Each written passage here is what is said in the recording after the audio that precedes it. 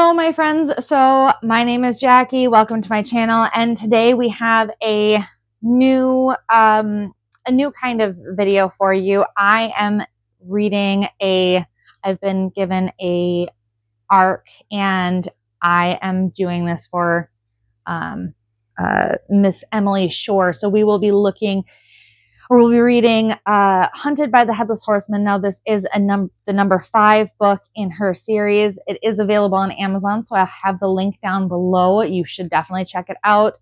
Right now, you can check out her Facebook page, and she does have some limited edition copies. I myself am waiting on mine, so I'm very excited there.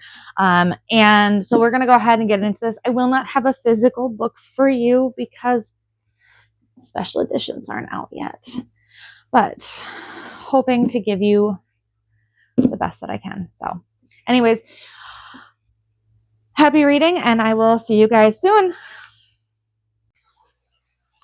Hello, my friends. So today we are going to do our quick recap of the end of this book. So this is Hunted by the Headless Horseman by Emily Shore. Now, I was sent this book as an arc and is on my computer, and I'm not really super thrilled about that. I don't really like reading electronically. However, this book was a fantastic book, and I'm glad to have read it. So we're going to get right into it. We have our main character. Her name is Belle. Belle is a witch. She has grown up in a cult, and she is suffering from some trauma, some PTSD. She's got a wonderful, we're going to call him her ex-husband, although, I mean, I don't feel like they were technically ever really married. Like her situation there was totally fucked. But anyways, knowing that, we go in, our main male character, she summons him, and he is the Headless Horseman, and his name is Jack. And they have this mini quest situation where they are trying to find his head and his heart and basically make her ex disappear off the face of the planet because he's a douche canoe and needs to disappear. I do have to say, if you go into this looking for epic fantasy, if you go into this looking for, this high intensity novel, you're not going to get that. If you go into this looking for a good time with lots of spicy scenes, you're going to enjoy yourself. I enjoyed myself immensely. This book has some of the best written spicy scenes that I have seen in a long time. Like they're top tier spice. So just be aware of that. Now, that being said, there is spicy scenes like every 5 to 10 pages. The first one comes in at roughly about 10 pages, and it just cycles in from there. They're not, there's no, it's not like a reverse harem. There's no white shoes going on. You know what you're getting into. So,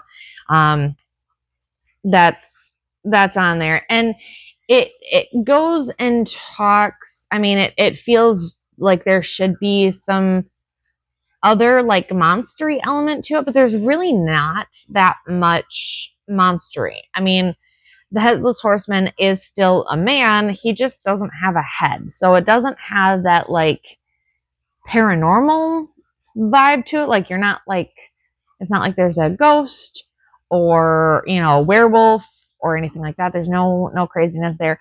But it is still classified as monster. So there's that. The other thing is, and I wanted to bring this up because it kind of bothered me a little bit. So there is a lot of other book references in this book. You get there's a lot of Wuthering Heights references. There is references about a book called Jack. And I want to say, I don't remember the author of that book, but it is actually another book that's on my TBR. It's rated as a super, super spicy, another type paranormal-y book. That book, there is like a whole excerpt from that book, like a whole scene has been pulled from that book. So there's that. And she did all of her research and everything, made sure that you know where that excerpt is from and everything. So it's not like she just randomly wrote it in.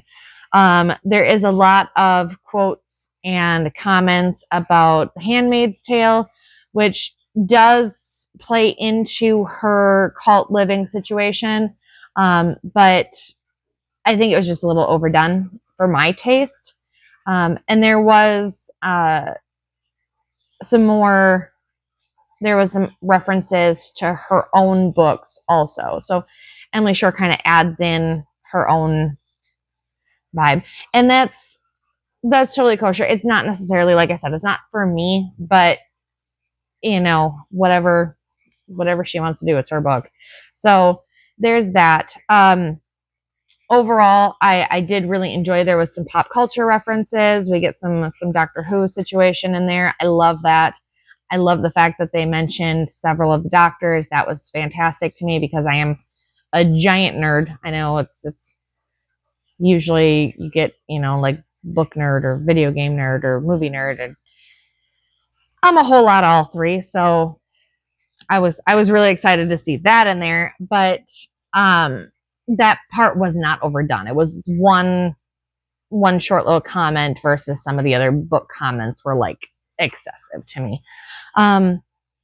But overall, there wasn't a huge plot, but the plot that was there was fantastic. It was well written. There was some weirdness with the language. I mean, the Headless Horseman is supposed to be 18th century. And so you do see a few of those little quirks and stuff that you'd expect from the English, aspect. But there were also some where he was using more common language and he knew about some things that you wouldn't expect him to know about. That was kind of But again, I read this and I had a great time. So I strongly recommend that if you're looking for a book that, you're going to have a lot of fun with, this is definitely the book for you.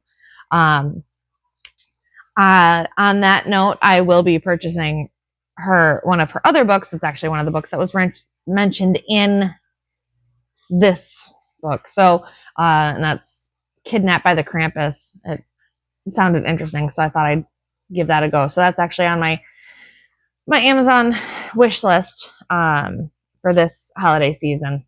Add it to my December TBR. So anyways, I've got more books to read on this side.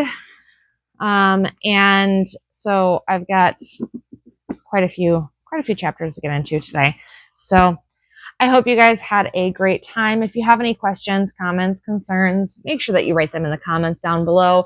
I always respond. At least right now, I always respond. So I will definitely get back to you guys with anything that you have to comment on. And I hope that you guys have a fantastic rest of your day. Don't forget to hit that like button.